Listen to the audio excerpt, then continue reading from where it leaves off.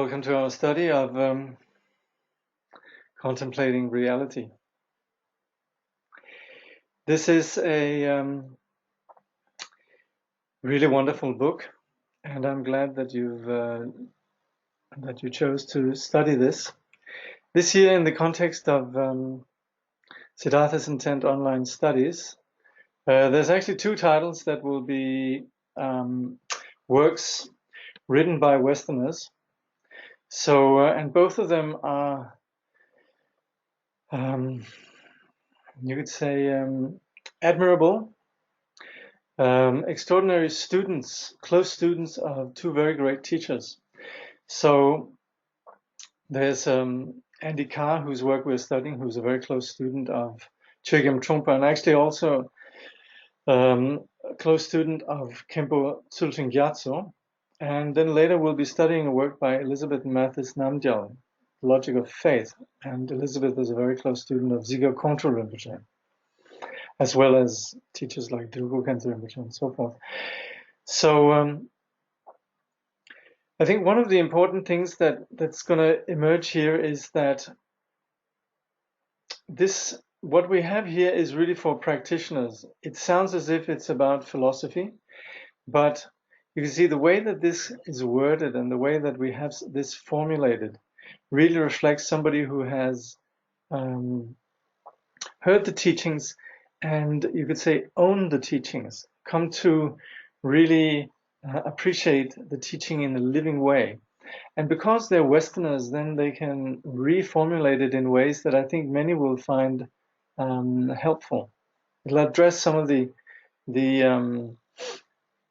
issues that sometimes might come up. It's not that as if there's anything lacking in the lineage masters, the Tibetan lineage masters presentation, but it's sometimes that Westerners also have an awareness of the challenges that it is as a Westerner to come to the Dharma. So there's sometimes what I found very helpful in this book is clarifying and emphasizing the points which are taken for granted sometimes, and which actually needs a little bit of easing in, some concepts that need a little bit of clarification. So that's where this work here is, I think, a real gem.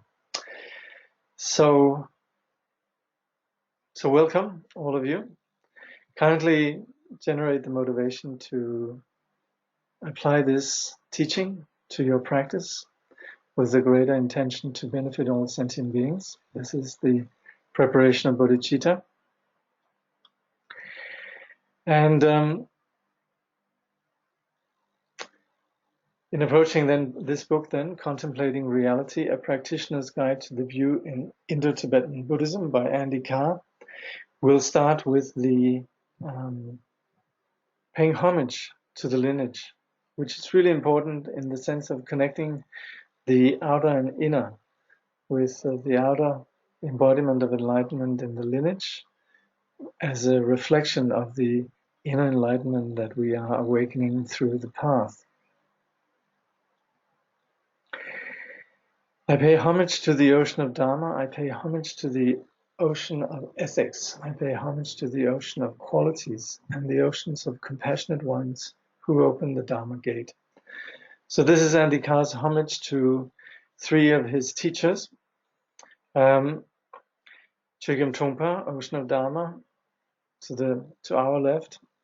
Ocean of Ethics, Khenpo Tsultrim Gyamtso on the right. And then in the middle, Jamgon Kongtrul Lodrutai, whose works really Andy Karr cites quite a lot in the context of this work. So I think this is what he means when he says ocean of qualities, and then all the Buddhas as well. So we first have a foreword by Dzogchen Ponlop Rinpoche, and in there, the points that Dzogchen Ponlop is making, or the thoughts on the basis of Dzogchen Ponlop's forward, some of the thoughts I have in that regard,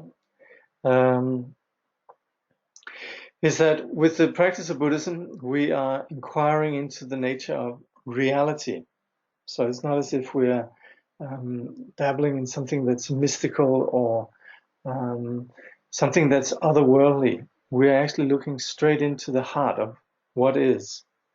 And as such, then Westerners who have the education, the inquisitive nature required for this study, with the education that we have, with the critical thinking that we've been trained in, then we actually have the conditions there. We shouldn't think that as Westerners, then it's impossible for us to understand the Buddha's teaching. We have plenty of good foundation with that analytical mind that we have been trained in the West. And it applies in the West and everywhere in Buddhism, really, that when we're going to engage in the Dharma practicing, it's really important that we first know what we're doing, that we know the territory, at least theoretically, that we have some idea of what it is that we're doing. We can't really expect to that some insight will just come to us.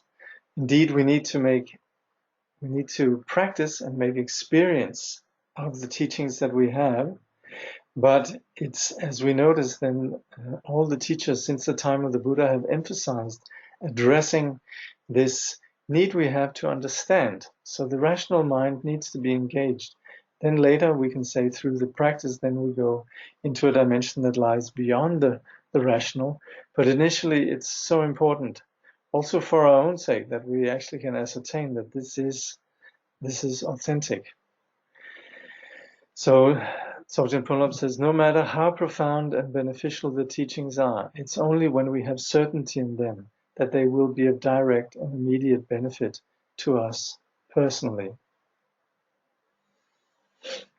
So I'd like to read some of Andy Karr's preface, which I think is, like I say, I'm very impressed with Andy Karr's formulation overall, and again I stumble on some ways that he formulates the Buddhist teaching in contemporary terms, which is really profound. So Andy Karr writes, the goal of the Buddhist path is to transform ourselves into what we have already been. Rather than strive to become something better, which is ego's game, we learn to remove the mask of ego to reveal our true nature. The method for doing this is to listen to the Dharma, to reflect on its meaning, and to meditate within the inquisitiveness and understanding that these produce. This process of transformation does not occur through acquiring lots of knowledge or perfecting sophisticated meditation techniques. It occurs through seeing through delusion and letting go of fixation. Contemplation and investigation plays an essential role in this process, one that is easily overlooked. Today, there's much written about the teachings of Buddhism and much written about the practice of meditation. This book focuses on contemplation, which makes a link between these two. There are countless ways to train students in the Buddhist tradition. In general, accumulating a good foundation of knowledge and method is necessary. However, accumulating intellectual understanding and practice techniques are not ends in themselves. To progress beyond the initial stages of the path, we need to develop insight. Ultimately, to win success on the path, wisdom must dawn from within.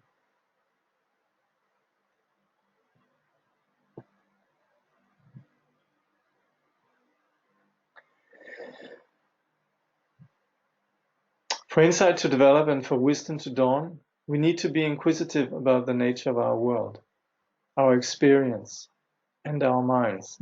With inquisitiveness, both practice and study are fresh and exciting. Contemplation is a method for bringing out our inquisitiveness and creating a bridge between study and practice. It can transform our attitude about the path from dutiful to joyful. Now, today, we're going to look at the first 3 chapters. One really identifies what it is that the path is about. What is the issue at hand here? Why do we need to become enlightened? The second is an overview of how we're going to do that, an overview of some important points with regards to approaching the issue of wisdom. When we're going to be studying the path and contemplating, we come across various perspectives in the Buddhist path, and that's where chapter 2 will give us a bit of an overview with regards to that. And finally, then also there is chapter 3, which is then about how to actually contemplate practically. Now, let's see how we go time-wise. Might go a little bit over time. Let's see. Like I say, usually the webinars here, they last for an hour to an hour and a half. So I think we can probably stick within that.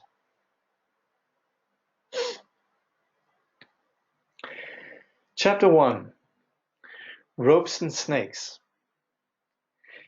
Samsara is cured through seeing. The delusion of samsara comes from ignorance, avidya, or in Tibetan, marikpa. Samsara is neither something created nor something randomly occurring. Ego originates within unawareness. The delusion of ego is then sustained on the basis of kleshas and karma. So when we have samsara, and why samsara interests us is because this is the confused condition in which we suffer. It's a delusional cycle. It's a cognitive dysfunction that propels us into a cycle of delusion and pain. So to address this, it's important to understand what it is that where this comes from. And the issue about samsara is that we don't see clearly. So when we're proposing a remedy here in the case of of the Buddhist path, it's really just we're suggesting to look. You could say when we're having a delusion, like in the case that we're going to be discussing, the image of the rope that's misperceived as a snake, is because we haven't seen clearly. Now it's important also to understand when we say samsara, then we are outside of the traditional parameters of religions, which say that it's somebody else that's done it all, which is a very disempowering place. And also very often what happens in the modern common sort of materialist understanding is that our condition, the individual consciousness that is not comfortable and suffers and so on, is not really addressed. Because within mechanistic science, there's not really a lot to be said about that. You could say psychology aims at sort of aligning us with some idea of normality. But in general, there's a sense that, well, this is just part of your destiny. This is just part of the world. This is part of the randomly occurring universe in which there's no meaning or purpose, and yes, you will suffer. And that's also a very disempowering perspective. So we have these two extremes, really. One that says it's created by somebody else, and somebody says, oh, you can't do anything about it, it just happens. And that's where the Buddha's teaching on causation, as we have it in the Four Noble Truths, there's suffering, but its cause is very significant and it's very empowering. So we understand that this situation with the delusion of samsara, in which there's a self-centering that we then understand as me, and which we then tend to sort of create a big drama around, and that is the sense of ego. This is something that originates with unawareness. And once we have that delusional condition of ego, this is then something that is further perpetuated, sustained on the basis of ego strategies, which are the likes and dislikes, and then the various poisons and toxic patterns that develop in the mind. And as these are acted out, then they imprint themselves on the mind, they become part of us. And this is then part of how we see the world, how we perceive reality, and how we project reality. And this is then karma. So in there, then we have the notion that and he talks about the image of the belief in basically in something that actually doesn't exist. When we're talking about ego, it's something that we get caught up in as a delusion. And on the basis of this foggy condition, with this delusion, we begin to think of our mind as a self and the perception as other. This is quite well explained in Chogyam Trungpa's Cutting Through Spiritual Materialism in the chapter Development of Ego. We have the example famously, which is the one of we are walking on a path at night, and all of a sudden we misperceive a rope as a snake. We first think there's a snake, and then we look carefully, and there we see, in fact, it's not a snake, it's a rope. Similarly, also when we watch movies, we can see how we get caught up completely, and even there we know it's just flickering and flimmer, pixels and so forth, but we still get caught in it. Even if we know, then we fall back into it. So it's important to understand the condition of samsara is like that. It hasn't actually generated, but it doesn't exist as such, but at the same, in our delusion, we think that it is. And there are then patterns that perpetuate this delusion. There's a great Indian sage, Dharmakirti, who's very famous for his works on epistemology, or you could say the science of knowledge. And he wrote, "When there is self, one believes there is other. From these images of self and other come attachment and aversion. As a result of getting wrapped up in these, all possible faults arise."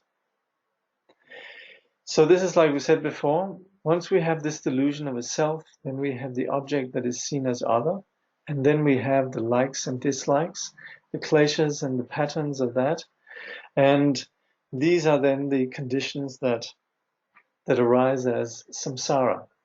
When we say all possible faults, this is actually a philosophical word that just means the mistake, the delusion.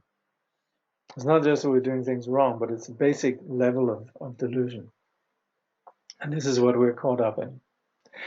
And he points out that this work contains a lot of quotes. And this is good because these quotes contain a lot of power in that they were spoken by great realized persons. And we establish some connection then with the lineage through hearing these quotes. So we understand there's suffering. And then there's also the other truths. When we have the Four Noble Truths, we first have the truth of suffering, and then we have the others, which is the truth of where does the suffering come from, the truth of the cause. Then we have the truth of cessation, the fact that suffering is not basic to us, our condition is curable. And then finally the remedy, the path, the Fourth Noble Truth. So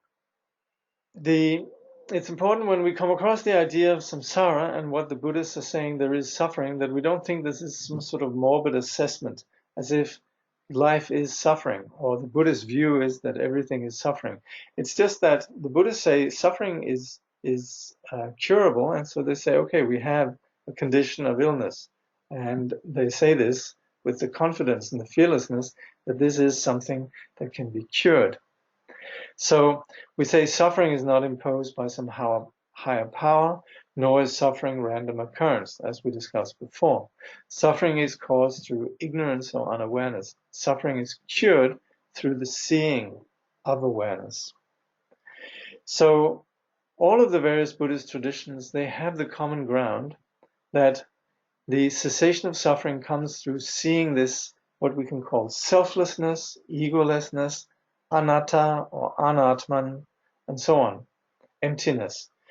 Freedom from this delusion comes through seeing that the delusion, that there is something, that there is something when in fact there's nothing. We have a delusion where we think there's something, but there's not, like the snake that's not there.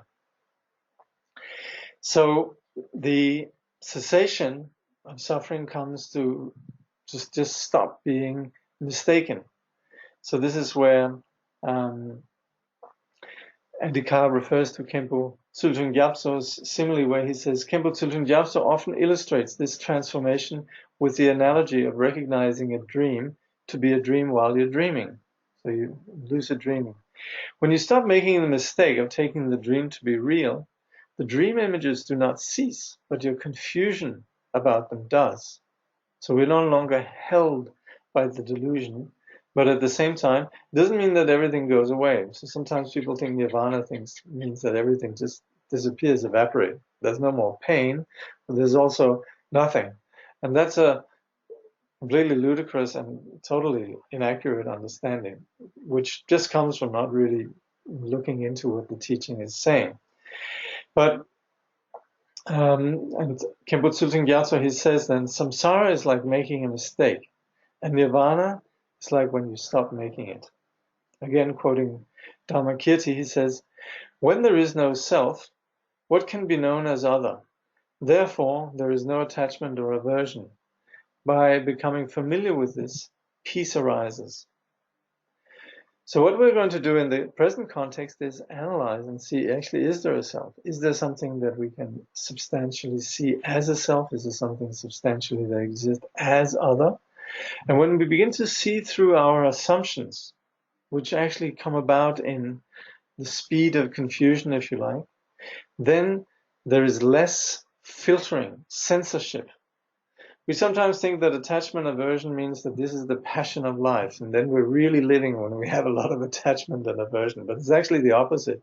When we have attachment and aversion, we're actually constantly fussy. We're filtering, we're censoring, we're not willing to be there with the raw deal of life. We're rather minimizing it.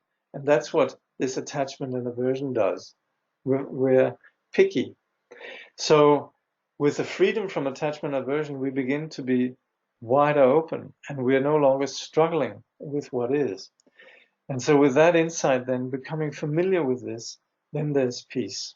Then there's freedom from suffering and samsara. We need to own this understanding of egolessness. This is called establishing the view. It is the foundation for the remedial process of the path, which is overcoming unawareness. Unawareness is overcome through prajna, intelligence. So, as you probably remember, on the front, the first page of the slides, there was there was a sword, and we often also have this particularly is associated with the Bodhisattva of wisdom, Manjushri, who holds up the sword of prajna. This is what cuts through deception, our confusion. So to approach the path, we need to gain some perspective of what our reality is. And this is then beginning to understand the absence of the solidity that we impute on ourself, our mind, and the other. And this is egolessness. To understand that and have that perspective is having the view.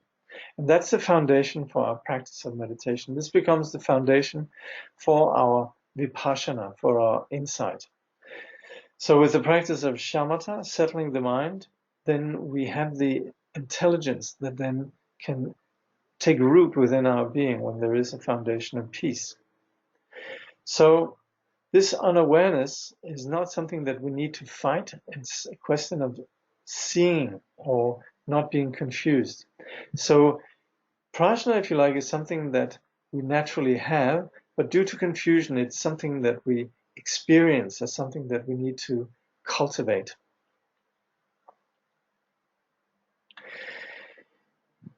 And Karr says, this prajna already exists within us, but we need to cultivate it to bring it out. To do this, we need inquisitiveness. If we're not inquisitive about egolessness and genuine reality, if we go on thinking, I'm real and this world is real, so what's the point with all this Buddha's hoo-ha? Nothing's going to happen. We can't just freeze forever in the face of the snake. We need to poke at it and find out what it really is. So this is what we do with inquiry. We look into the nature of what is. It's not something deep and philosophical, and this we'll also see in the Buddhist path. We're not going to be pondering endlessly, but we need to get to the bottom of an assumption, which is just like we need to get through this issue with the snake. So the inquiry here is like if we're looking at the snake and somebody says it's not real, and you go, what? It's not real. That's why we're hearing the person. Then we go over and poke at it, and that's the contemplation. That's where we begin to actually see that the information we're getting possibly could be valid. And that's where we begin to then gain certainty. So prajna is developed through listening, contemplating, and meditating. So when we are approaching the path and the truths that the path gives, they're provocative. They give us things to think about that we might not have thought about, or maybe we had thought about them, but here this is presented with a great deal of clarity that's remarkable. And it's then when we then quietly, before we begin to say, well, the Buddha thinks that, but I think this, or somebody's giving a teaching and says, that's really interesting, and my opinion is this. Before we do that, we let it settle. We think about what's being said. And I guess you could say, if you're a Buddhist, or you have taken refuge, or you're sufficiently awed by the, you'd say, insight, the authenticity of the Buddha or the teacher, then it's not really that interesting what one's own opinion might be, but rather, possibly, you could apply it in terms of our critical thinking, which is the contemplation. But we initially hear them through, and then think about what they have said before we sort of start wanting to say, I've thought about something too. Just think about it. And that's where possibly the Buddha might have something that could be very relevant for our personal situation. So that's where the elder has spoken, and we adapt it. We process it within, and that's the contemplation. And then when we begin to understand what leads to confusion in our mind and what leads to clarity, then we can begin to pursue clarity through the path of meditation. And here we have a quote then from the Jamgun Kongtrul Lodrutai, whose name is then Gyamtso Gyamtso, which means ocean of qualities. And Jamgun Kongtrul Lodrutai, he says, what one strives for is nirvana, a place without death. This will not arise without prajna, the remedy for eliminating ignorance, the root of obscuration. Through prajna, pure view is attained. Through skillful means, pure conduct is attained. Through uniting pure view and conduct, liberation is swiftly attained. So the entire Buddhist path can be summed up in terms of conduct, pure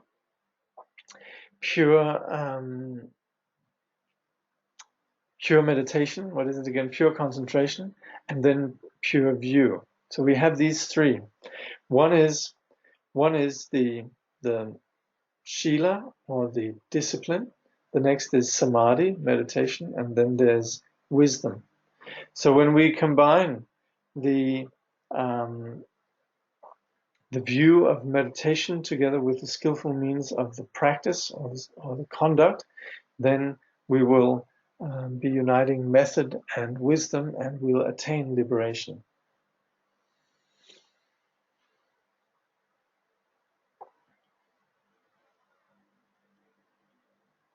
You can say everything we have in Buddhism is unveiling a disposition of non-confusion, but we have methods to do that. And that's what we call skillful means. The methods are ways that are adapted to our disposition.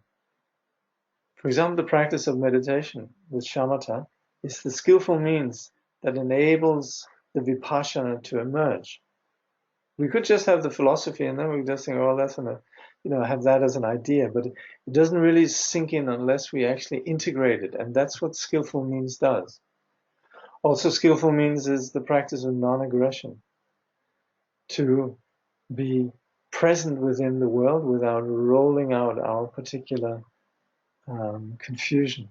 So within the Buddhist path, there's so many aspects that are all aimed at just one single objective, which is wisdom, the eliminating of confusion. So we would say there There's the single goal of wisdom. There's many, many skillful methods. And of course, also these methods might sometimes be culturally specific. It's not that Buddhism has changed, but it's more adapting according to the cultures where the Buddhist teaching is being practiced. So, for example, the language that we use in a modern context is very different from the language that we might be using had we been studying this in China or in Tibet or Burma and so forth. By the way, the format here of the webinar is that you can, at any time when I'm saying something that you might need clarification for, then type in. There's in the little little, what do you call, little program there, or widget or whatever. Then there's a place where it says questions, so you can type in questions if you have any as they come up.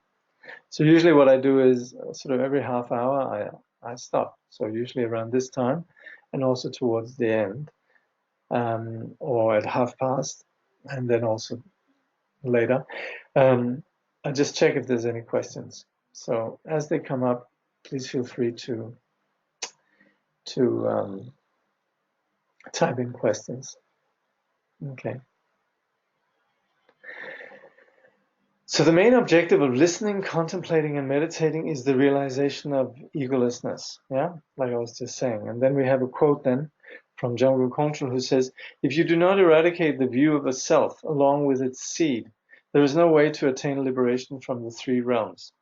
If there is no prajna to realize no self, you cannot give up the view of the self. Therefore, you train in the completely pure view through the three activities of listening, reflecting, and meditating. And in this way, you should give rise to flawless prajna."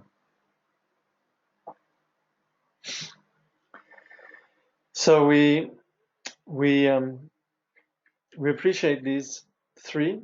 The need to eliminate our confusion goes through hearing the teaching, aligning the teaching with what we experience on a personal level, and when we then see what it is that leads to freedom from the confused condition, which is then both theoretically and also practically understanding what it is that drives this delusion of self, that we then pursue the path of meditation.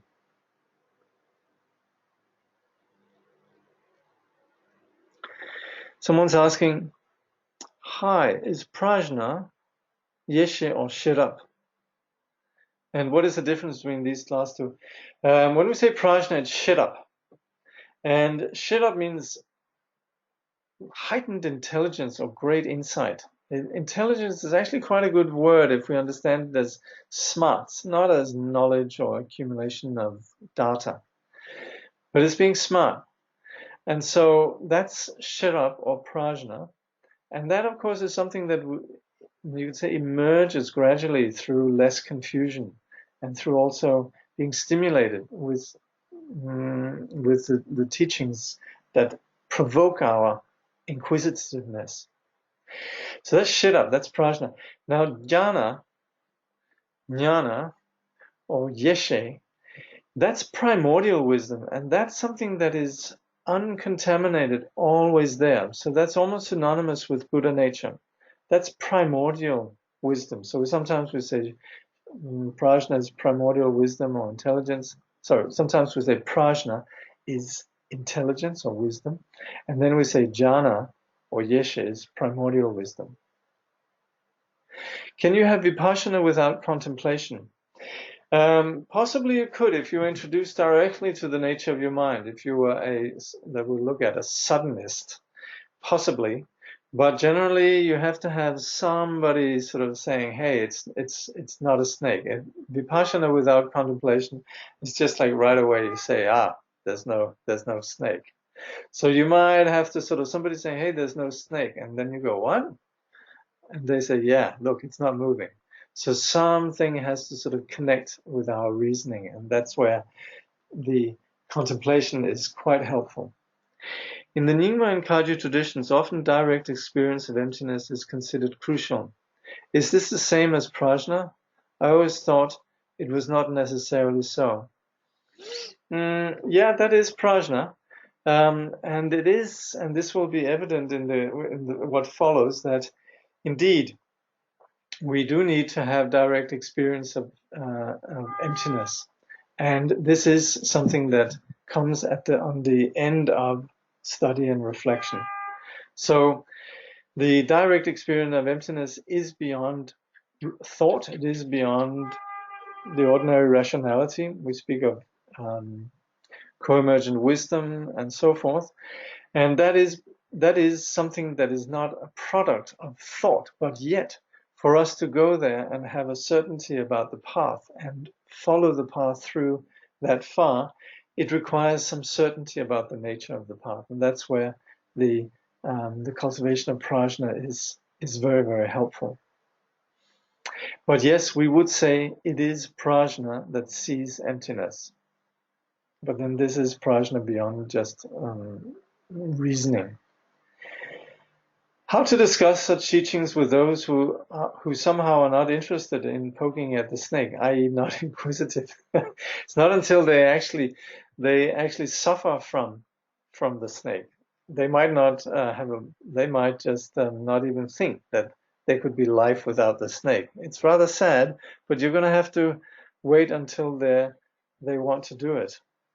I don't think convincing works. I think sometimes just once if there's a practitioner who is less caught up, then sometimes they have a bit of a sense of humor and lightness that sometimes might sort of create some envy in those who are caught up. But I think that at the same time discussing, yeah, but then also it's important to not use Buddhist terms. So all the time when you're having you could say, a place where there's discussion and also an element of debate, perhaps, then there's a common ground. So you continually arrive at shared ground of understanding. Yeah?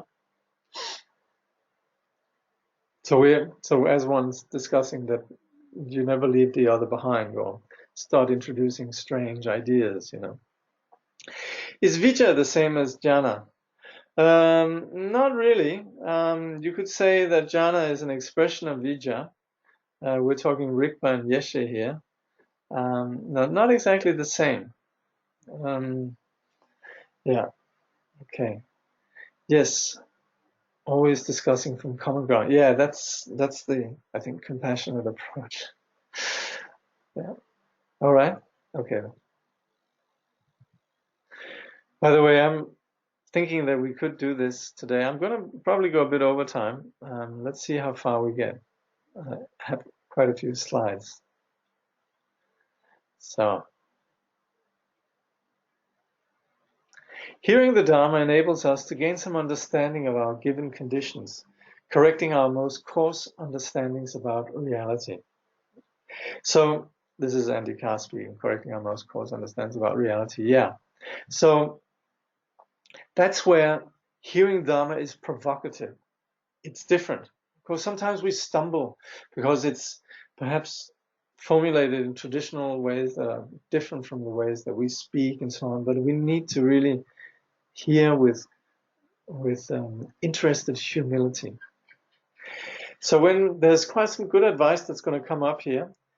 Traditionally, you have the advice, such as when you're hearing the Dharma, make sure that you're actually remembering everything. Don't be like a leaky pot.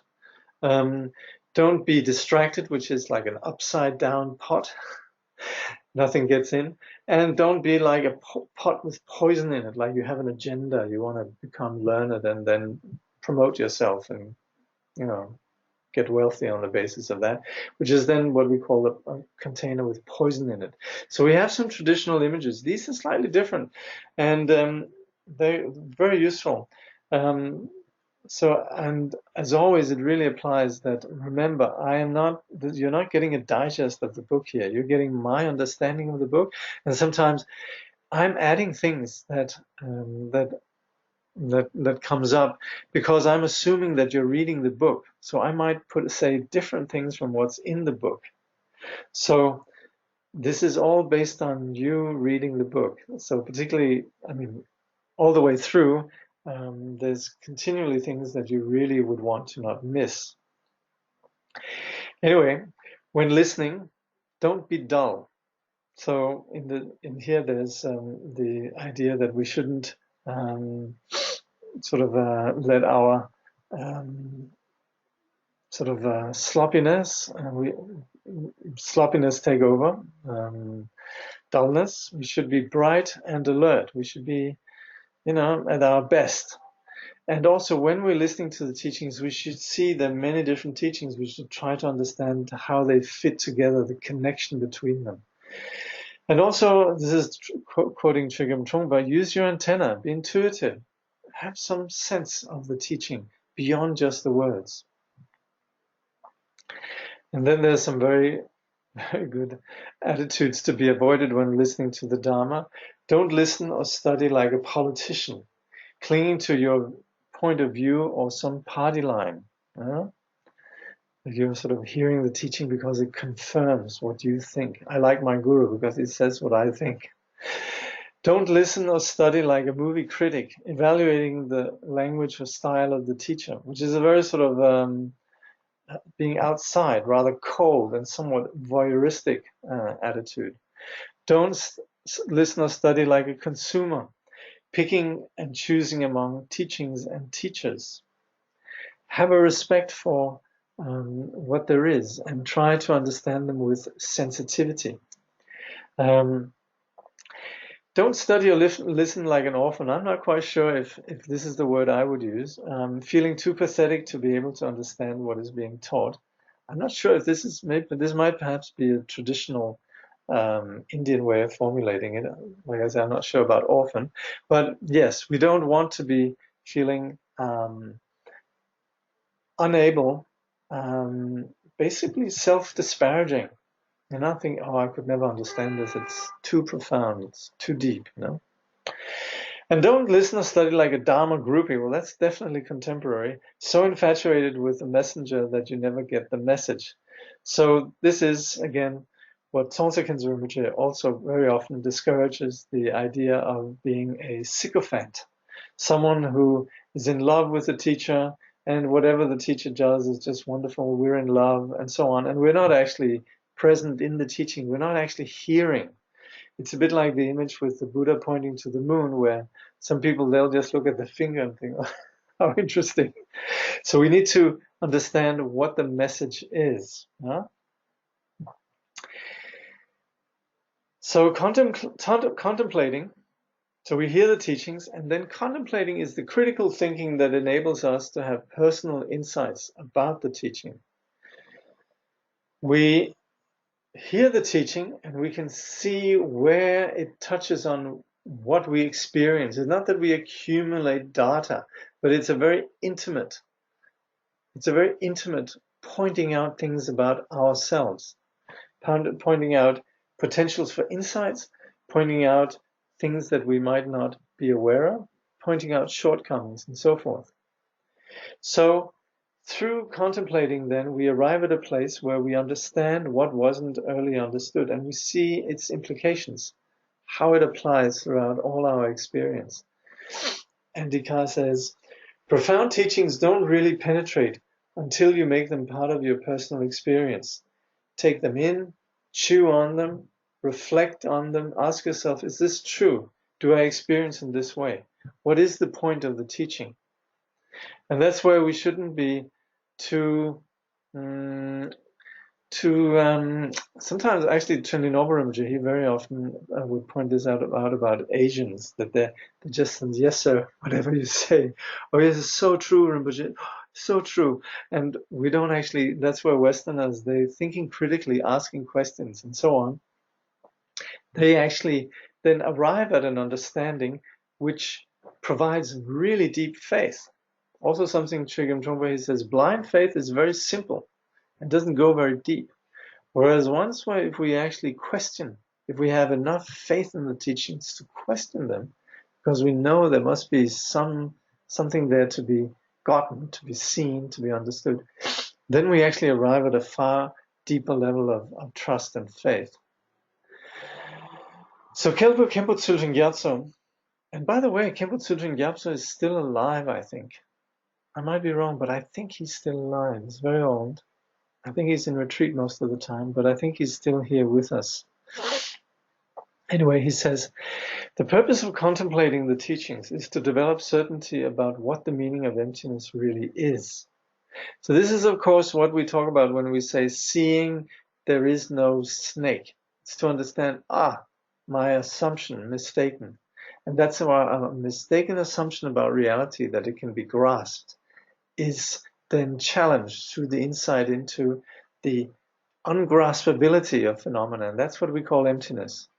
This is where we know that the dream is a dream. It doesn't mean the images go away, but we begin to understand the lack of inherent existence. So that's what we mean with emptiness. So he says, the purpose is to gain certainty of what is the meaning of emptiness. You have doubts, for example, and by working with those doubts, you come to a kind of clarity when they disappear. It might take some time to see. I do not really understand this, or I'm not sure of this. So you examine these doubts, these places where it seems foggy. And gradually you come to a really clear picture for yourself of what emptiness is. Then with clear conviction, this is emptiness. You meditate, resting within that certainty. You meditate settled into the conviction that you have generated through reflecting on the meaning of emptiness.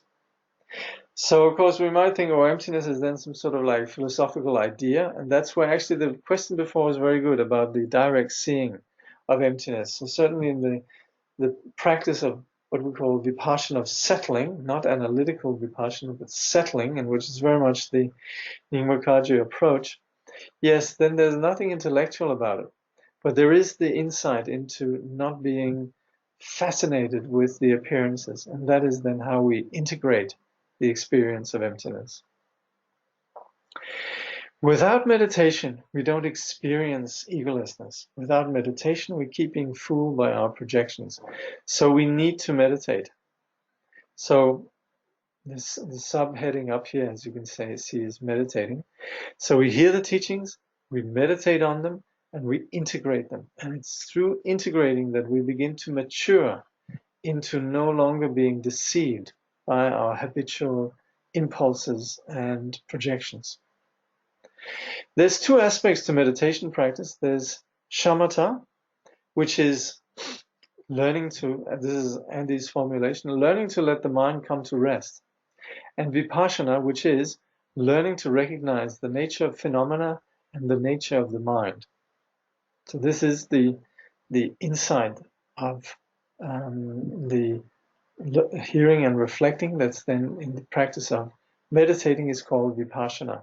But we need to have that calm of the mind for it to really penetrate, and that's why we need the shamatha. Nagarjuna says, listening to Dharma engenders contemplation. And by the way, yes, I'm thinking Nagarjuna doesn't need introduction, but Nagarjuna is very often was referred to as the second Buddha and had an enormous impact really on the formulation of Mahayana Buddhism and what we call the middle way view. And he's someone that we will continually be referring to, or his teaching is also something we're continually referring to. He's a great Indian sage, lived approximately 2nd century, Common Era. And he says, listening to Dharma engenders contemplation, and contemplation gives rise to the meditation experience. This is the sequence. So if you abandon distraction and continuously apply effort, first the prajna that comes from listening will result in comprehension of the general characteristics of the Dharma of samsara and nirvana. Then contemplation will pacify blatant grasping to the reality of illusory appearances, and meditation develops the definitive direct experience of mind, and so on. Thus, the previous stages act as causes for the arising of the latter. When this is not the case, It is like desiring results without any cause. And this is important then, end of quote. This is important where we understand that that we need to be proactive. The path of enlightenment means that we're actually doing something. We might be meditating, but that is being very proactive in terms of our confusion. And what we understand also is that these stages then are such that we begin with hearing the teachings and we begin to understand what is it that drives the dharmas of samsara, what is it that drives the dharmas of nirvana. And that then enables us to no longer be that fooled. And then we begin to, that is the foundation of meditation, where we have a definitive experience of the mind. So that was chapter 1. Let's see if there's any questions at this point.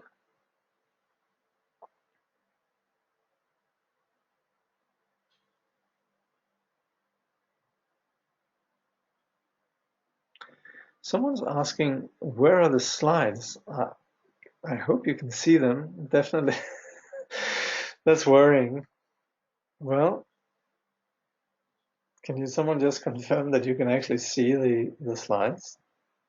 I think you hopefully can. Can you see the slides? Can you see it says chapter 2, making the journey?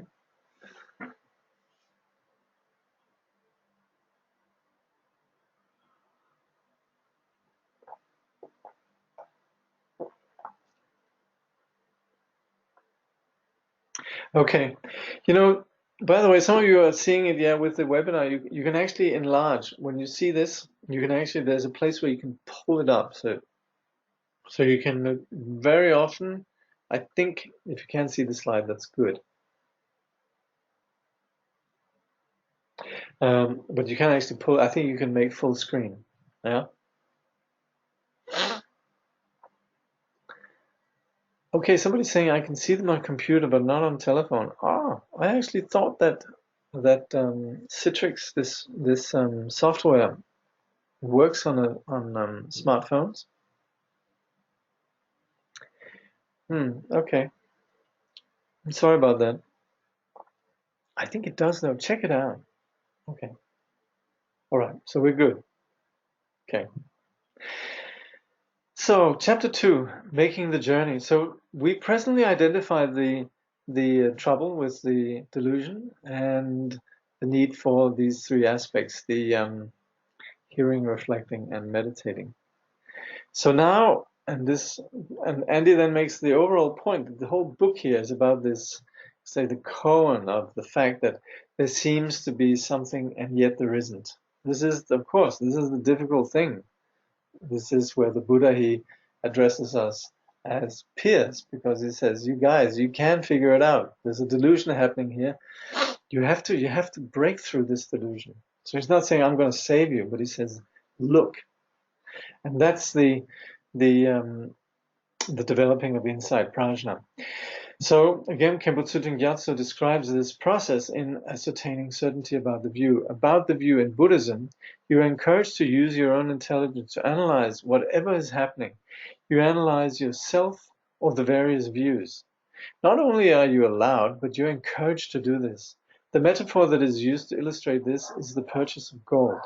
Before you bought it, you would examine it well before you paid out so much money. In the same way, you use your prajna to analyze and examine the situation well. So we're going to look at various ways that we do this in the Buddhist teaching. It's getting a bit more specific here. And this is still Khenpo Tsultrim Gyamtso, yes. So he goes on to say, there are many different stages of analysis within the different vehicles and also within the different views. What is this self? What are the phenomena? These are questions that scholars and the realized masters of the past asked themselves over and over again. They found answers to these questions, which were then included within the treatises.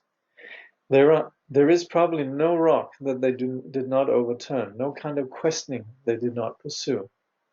So we have the teachings from the Buddhas, the Tripitaka, the Buddha Vachana, but words of the Buddha. But then we have Shastras.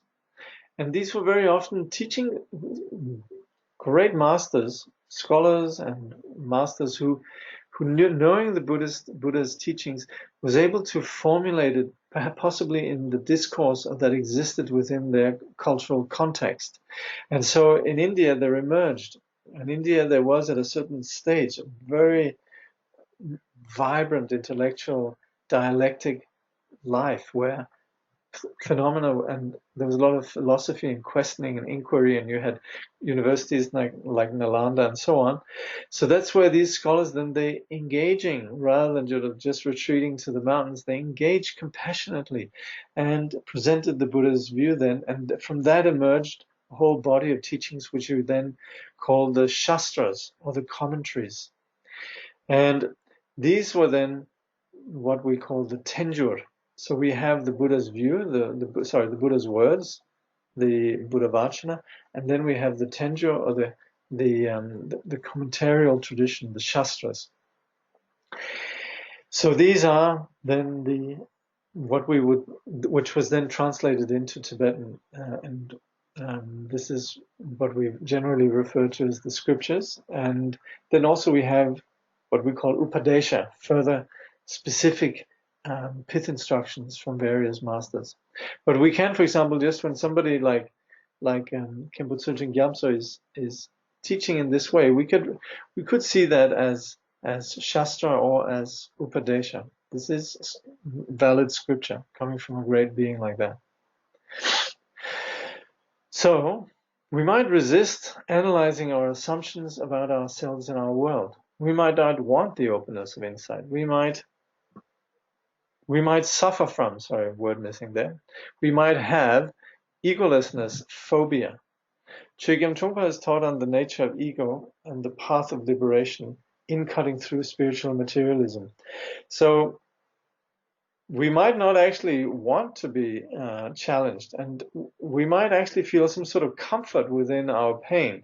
This is a little bit the situation then of, yes, those that don't want to know about the problem with the snake. It might just be that we're familiar. We might not be happy where we are, but at least it's familiar. And that's where the Buddha says, please, you can come out. There's sunshine, there's light, there's openness, there's a big world. And we might sort of retreat to some sort of little toilet and sit in there. So that's where we might resist just too much. And we might have this phobia about this greater openness. Trungpa Rinpoche talks about the nature of ego. If you read the introduction and also the chapter Spiritual Materialism, in Cutting Through Spiritual Materialism, he describes then how ego basically operates with desiring physical, psychological, and spiritual security, and as such then continually is working to build that sophisticated style of defense, using thoughts, using emotions, and using ideas or sort of solid concepts. So in teaching in the Cutting Through, then Trungpa Rinpoche then goes on to explain how the Buddha's teaching is then the process of unmasking this deception of the ego and cutting through. So when we're practicing, then we have the gradual and sudden paths, and particularly also individuals. Some paths are more profound, but then also it has a lot to do also with the individual. So we can travel the path as a sudden type, someone who just gets it right away. We have stories of this in the various traditions. We have an alternator type, which is a mixed insight, sometimes very insightful, sometimes not so insightful. Or then the gradualist type, which then gradually understands more and more and gradually travels the journey. And this is what the truth of the matter is. This is what most of us are. Suzuki Roshi says, and making the point really, we shouldn't feel, like Andy says, cheated. It's not as if there's something wrong with us and that we're impatient. Rather, it's okay to be a gradualist. He says, this is Suzuki Roshi, who's a great Zen master teaching in the 1960s and early 70s in the US, and really is someone who brought Zen Buddhism to the modern world in many ways. His classic Zen mind, beginner's mind, is It's really a modern classic, or a modern Buddhist classic. After you have practiced for a while, he says, you will realize that it is not possible to make rapid, extraordinary progress. Even though you try very hard, the progress you make is always little by little. It is not like going out in a shower in which you know you're going to get wet. In a fog, you do not know you're getting wet, but as you keep walking, you get wet little by little. If your mind has ideas of progress, you may say, oh, this pace is terrible, but actually it's not. When you get wet in a fog, it's very difficult to dry yourself. So that's an important point. So you might not have these sort of spurts of insight, but what you have, it sticks. So in view of our egolessness phobia, the Buddha taught 3 approaches. So considering and compassionately engaging with who we are, the Buddha then didn't sit there and teach, just saying, I'm enlightened and all of that, but he addressed individuals where they were. He's really like a doctor who gave different medicine according to the different illnesses. So we have different styles of teachings, but we categorize them into what we call 3 Dhamma chakras. So this means, Dhamma chakra means wheel of Dharma, but it implies the teaching, which is turning the wheel of the Dharma. That's a phrase we use in Buddhism. And the first is predominantly about the 4 Noble Truths. The second turning is more the teaching on emptiness, as we have it in the Prajnaparamita teachings. And then third is then the teachings on Buddha nature, which we have then in works like the Uttara Tantra. So the 4 Noble Truths are quite well known. In the context of Tsongsa Gyalrong Khyentse Rinpoche's teachings, then his teachings on Madhyamika are really the teachings on emptiness. And Rinpoche's teachings on Buddha nature are the teachings then on the Uttara Tantra. So we have these various teachings. The first teaching accommodates this belief that there is actual... Well, let me get to that. Okay. Yeah, sorry. Yeah, and this is actually a quote that Tsongsa Khyentse Rinpoche often comes with, where he says, mind, there is no mind. The nature of mind is luminosity. And this is one way of summing up these 3 turnings of the wheel. The first, identifying the issue of the mind that needs to be addressed. Then the understanding that nothing can be objectively held as truly existent. There is no mind. And then finally, when there's no grasping, then there's a liberation of a quality of luminous reality. And that's then the 3rd turning of the wheel. So anyway, Andy Karr, he describes quite humorously how we might resist the teachings. And so in this way, there's these various styles of turning the wheel. So the first turning of the wheel then is the accommodating the belief that there is actual physical and mental reality, time and space. There is suffering, and then there is the cessation of suffering, and this is then what's outlined in the 4 Noble Truths and so on.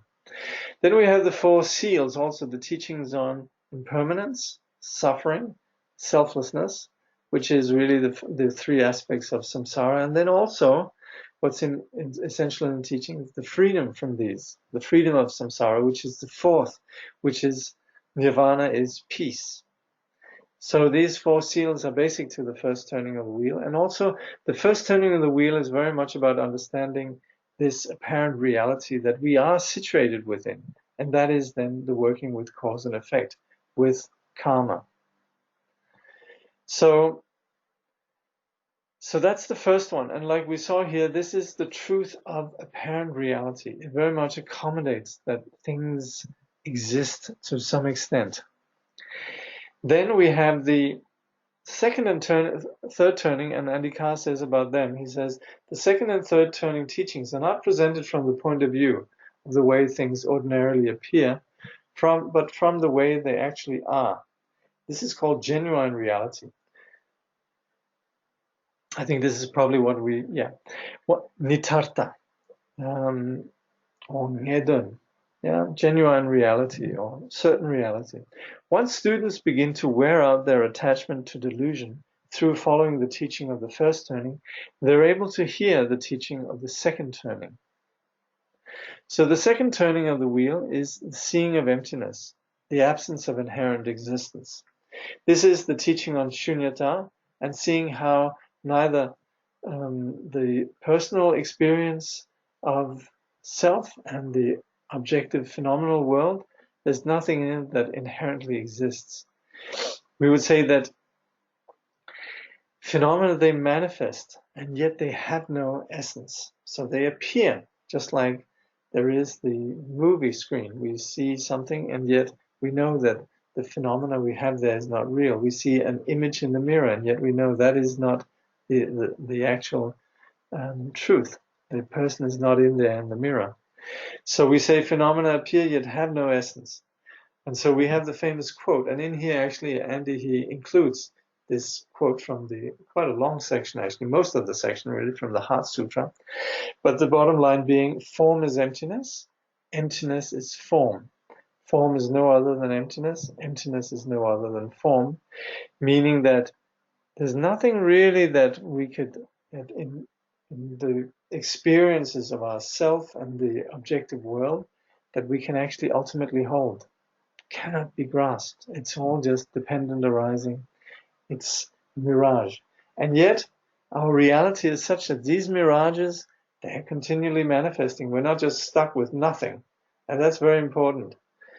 This is an antidote to the nihilism of, you could say, modernity and post-modernity, that some people think, well, then there's nothing. No, that's not at all the case. There is continually, there's no stopping form, or there's no stopping phenomena. Even though it doesn't possess essence, it still manifests.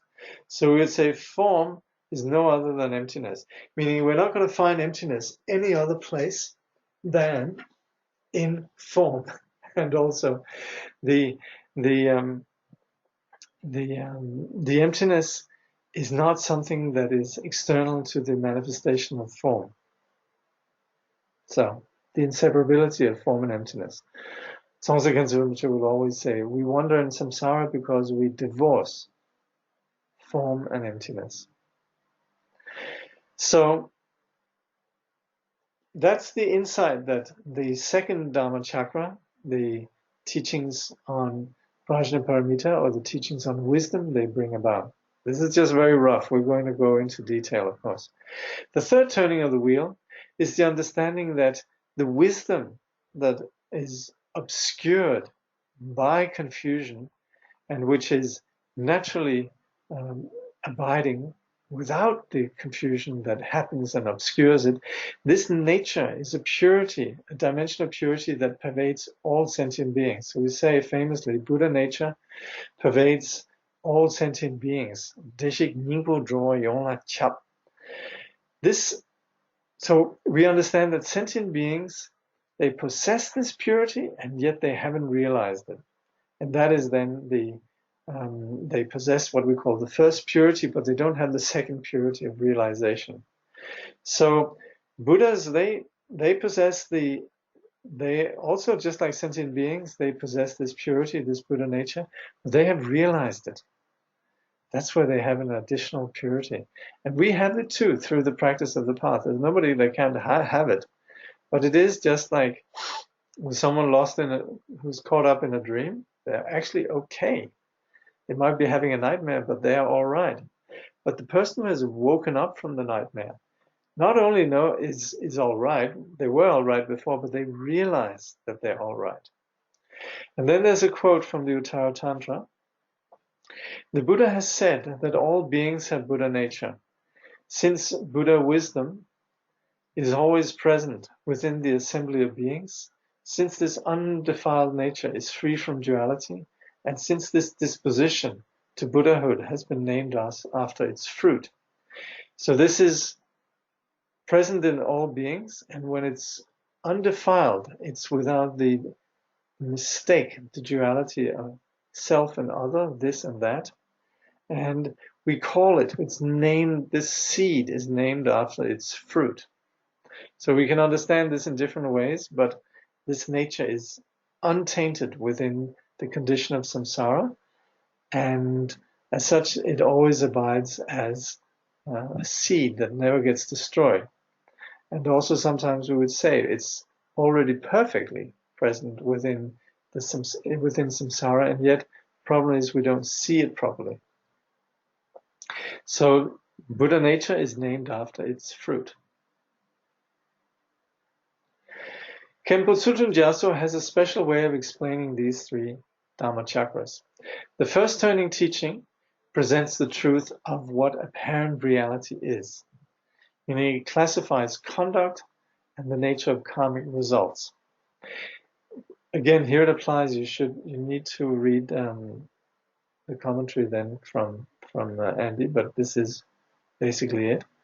The second turning teachings refute what genuine reality is not, and that clarifies the understanding of the profound view of the middle way. This is very profound, actually, the way Khenpo Tsultrim Gyamtso explains this. Pay attention to this. And the third turning teaching asserts what genuine reality is, and it's helpful then for developing profound meditation.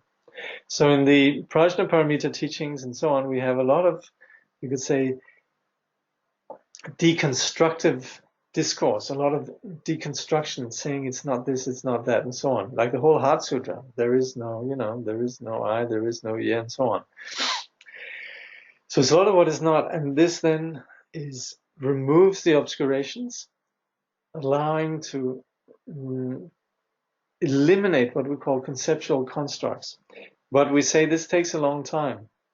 And that's why we talk about the gradual path of the sutras being associated with a long time of practice. Whereas the Vajrayana, which empowers or asserts this vipassana as deity and then makes that the path as such, then this is very helpful for a much more, you could say, direct approach to enlightenment. So these were the three Dhamma chakras, and this is very helpful in terms of understanding the approach that we have in the different Buddhist teachings. Then there's also some stages of investigation looking into how we understand the view, and these is another approach, and this is again something we find in the various traditions in India, the various what we refer to as philosophical traditions of Buddhism, tenets, which are gradual investigations, and these are increasingly profound views. So particularly then in the Indo-Tibetan tradition, then we talk about these four approaches, and this is quite specific to the Mahayana then. It talks about the Vibhashika or particularist school, the Sautrantika or the followers of Sutra school. Then we have the Chittamatra or the mind-only school. This is also known as Yogacharya. And then we have the Madhyamika or the middle way school.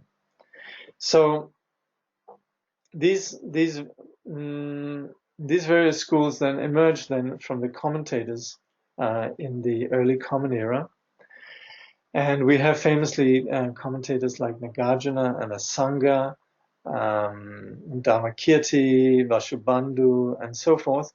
And these are all very important teachers who addressed particular ways that we could understand reality. And so they build on each other. And we're going to be looking through the course of this book, then also we're going to be looking at these various views. It's really intrinsic to the study of the view in Tibetan Buddhism. So let's look first at the Vibhashika, the Jedakmawa. And these are the particularists, which have their name from their method of investigating the building blocks of phenomena. So this is, Trungpa Rinpoche refers to these as the atomists. And he says, then the point is, they see that there's no actual real phenomena as such in space, and also there is no real time. You know, the way that we sort of see phenomena and look at this and say, okay, this is a mouse or whatever, you know, then they understand that it's made out of particles. And of course, this is familiar to us who are brought up in sort of a context of the Western style of science. And there we say the relative truth are the apparent phenomena, which are mere labels. But they're imputed on the basis of then what is absolute, which are partless particles. You can say particles are so minute they are said to not be, we can't destroy them further. And also moments of mind, but we actually would say they're moments of consciousness. So we don't think of a whole existing consciousness, but we do think of singular moments of mind. Then we have the Sotantika. They have a different approach. They are said to be following the sutra, Sotantika, and they identify absolute phenomena as the phenomena that actually functions. This is what we call phenomena that Rangsen, they have their own particular reality, and as such they function. And again, that's where we would look at the mouse and we say, well, that's real. That actually functions. But then we might talk about, oh yes, you can buy a mouse down there, and there are many different kinds of computer mouse, you know. So that's where we just have generic images. That works all the time. You know, there were 5 horses in the paddock, but we had some generic images. But they're very different from horses that you can ride on. So we refer to these generic labels of phenomena that actually don't fulfill a real function as relative truth. And then actual reality is then that which functions. So again, it applies here. Then Andy gives an example of a spoon. An actual spoon functions while the abstract notion of spoon cannot function. Then we have Chittamatra, the mind only. By the way, let me just say we'll be going into more depth around this, so worry not. The mind only schools sees everything as mind. All dualistic perception is seen as relative truth, and the non-dual, unconfused mind is seen as absolute truth. And this school then is known as the Yogacharya or Yoga Practice School. Okay, so far so good. Now, Madhyamika, and because Madhyamika is so important, then both in India and Tibet there was a few different styles of understanding Madhyamika, but we'll get used to these.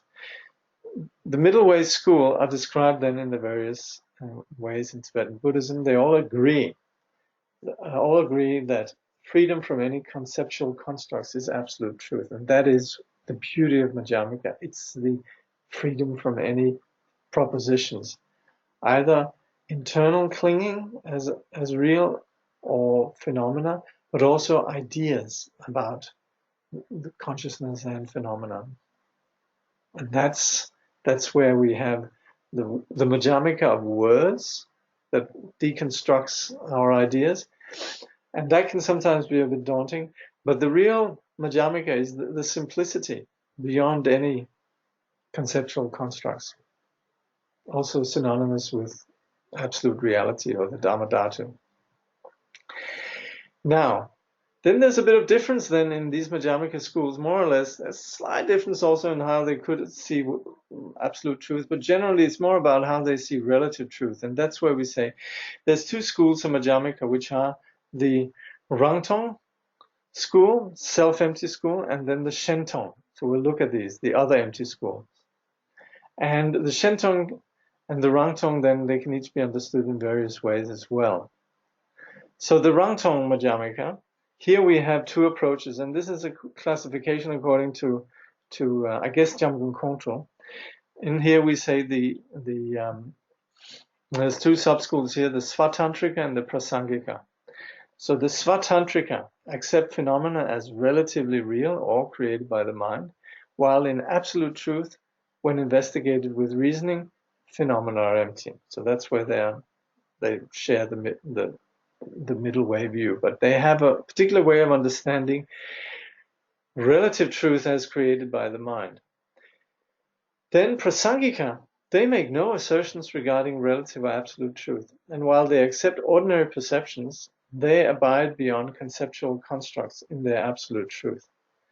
And this is where the Prasangika view might sound simple, but it is actually extremely sophisticated and really for the very gifted. But then again, there's a lot of encouragement to embrace this view, and it really does exist as, you can say, the penultimate view within Tibetan Buddhism, generally. Then we have the Shentong Madhyamika, which accepts relative truth as it's created by the mind, as do the Chittamatra. So in that way, they're the same, but they see absolute truth as the luminous unity of emptiness and wisdom. So then again, this is a greater vision in terms of absolute truth. Yeah. So take a little bit, actually dismiss something I wrote earlier, which is the difference in understanding relative truth. In some way, yes, the difference does lie mainly in relative truth, but there are also some ways of at least approaching the understanding of absolute truth that does differ between these Madhyamika schools. So these are the 4 tenets, and that's something that we're going to be seeing again and again, so you might as well get used to it. If you're living in this neighborhood, you might as well get used to these 3 turnings of the wheel. The first, second, and third turning, simple enough. And then the 4 tenets, the 4 philosophical schools of the particularists, the Vibhashika, those following the Sutra, Sautrantika, then the Chittamatra or Yogacarya, mind only, and then Madhyamika. Yeah. So, and Karr makes a very important comment here. He says, there is one thing to bear in mind about these maps of the path. It's only from the point of view of our confusion that there is a journey to be made at all. From the perspective of genuine reality, there is no journey. No one to make the journey, no goal to arrive at. Everything is originally pure, great perfection. However, until we realize this, we definitely need to make efforts on the path, because the illusory appearances of the path will unerringly give rise to the illusory appearances of fruition. So within the dream, then we are working towards awakening, and thanks to the process of awakening, then we will arrive at the experience of no longer being caught in the delusion. All right, I know I'm pushing it a little bit, but I just thought, why not try to just complete this? This next chapter, chapter 3, is quite short.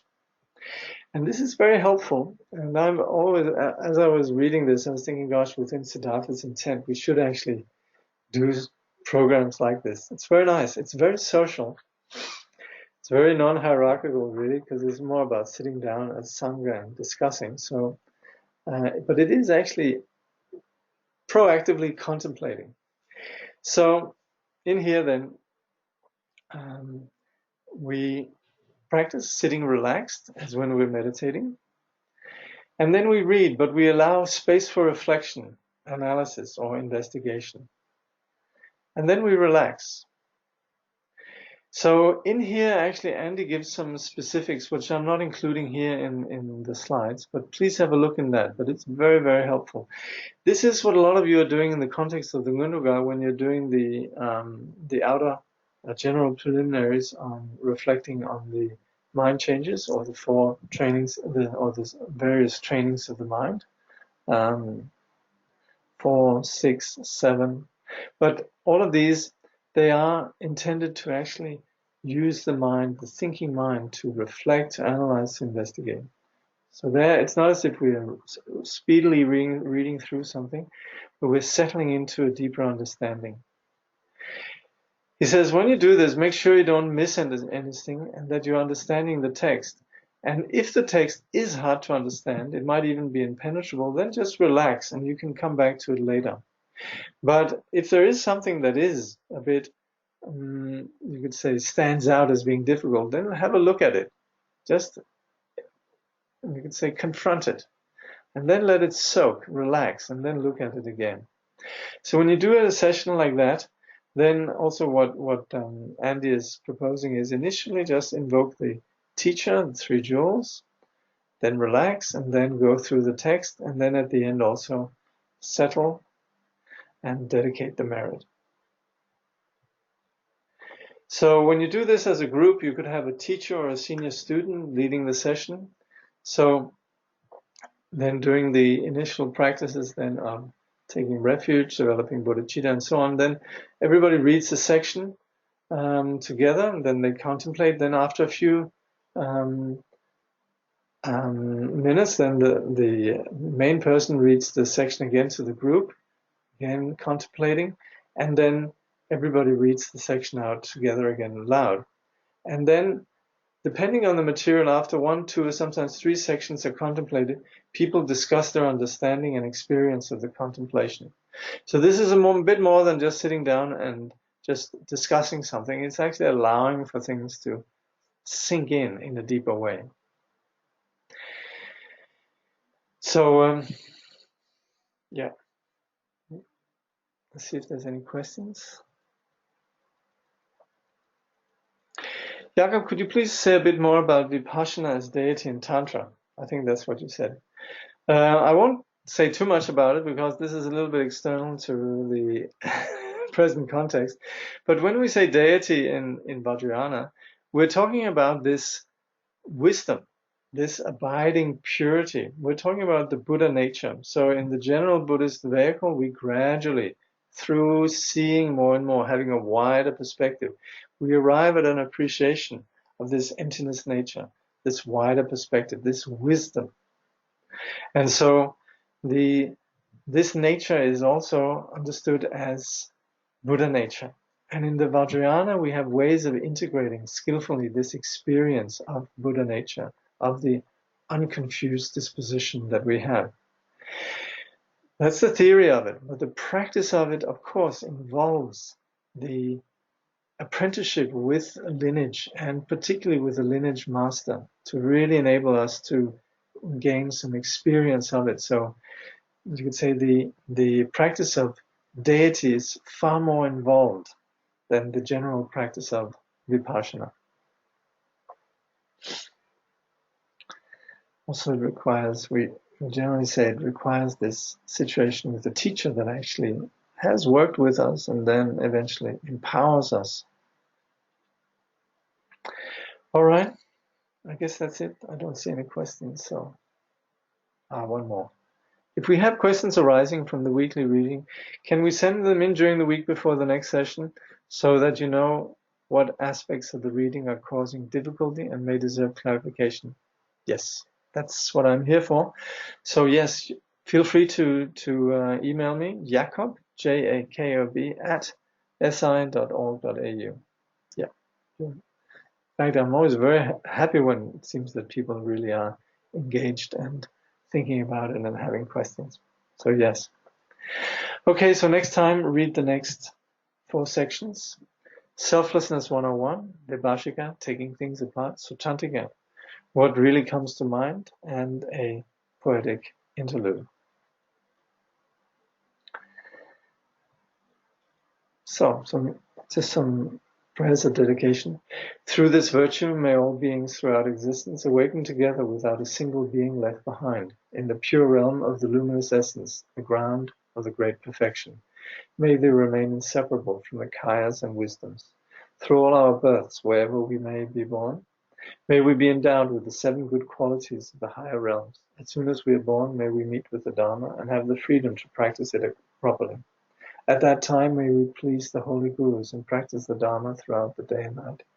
Realizing the Dharma and accomplishing its essential meaning, may we cross the ocean of existence in that life. Thoroughly teaching the holy Dharma in this world, may we never tire of accomplishing the benefit of others. By this vast benefit of others, without partiality or bias, may all attain Buddhahood together. Thank you.